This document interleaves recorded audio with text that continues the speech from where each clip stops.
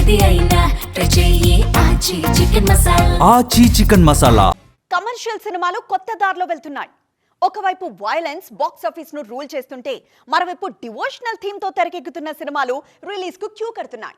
ఈ లిస్ట్ లో top stars తో గ్రేట్ డైరెక్టర్స్ రూపొందిస్తున్న సినిమాలు కూడా ఉండడంతో ఆ ప్రాజెక్ట్స్ గ్లోబల్ రేంజ్ లో ట్రెండ్ అవుతున్నాయి.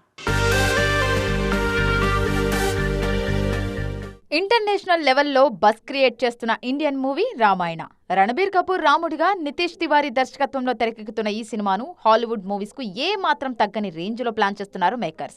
మన రామకథను ప్రపంచానికి పరిచయం చేయటమే లక్ష్యంగా ఈ సినిమాను రూపొందిస్తున్నామన్నారు. రామకథ కాకపోయినా రామాయణంతో లింక్ చేస్తూనే నెక్స్ట్ మూవీని రెడీ చేస్తున్నారు దర్శక ధీరుడు రాజమౌళి. వారణాసిలో 25 నిమిషాల పాటు మహేష్ ను రాముడిగా చూపించబోతున్నారు.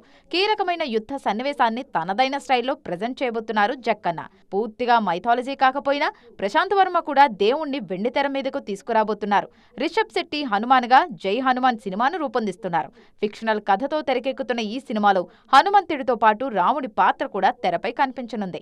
ఈ దర్శకులకు భిన్నంగా కొత్త కాన్సెప్ట్ తో వస్తున్నారు హిట్ మెషిన్ అనిల్ రావిపూడి. రామాయణంలోని ఓ కీలక ఘట్టాన్ని యానిమేషన్ మూవీగా ప్లాన్ చేస్తున్నారు అనిల్. మరోవైపు మహావతార్ నరసింహ సినిమాతో ఘన విజయం సాధించిన హోంబలే ఫిలిమ్స్ దశావతారాల నేపథ్యంలో వరుసగా యానిమేషన్ మూవీస్ ను సిద్ధం చేస్తోంది. ఈ ట్రెండ్ మరికొద్ది రోజులు వెండితెరను రూల్ చేయడం ఖాయమంటున్నారు ఇండస్ట్రీ జనాలు.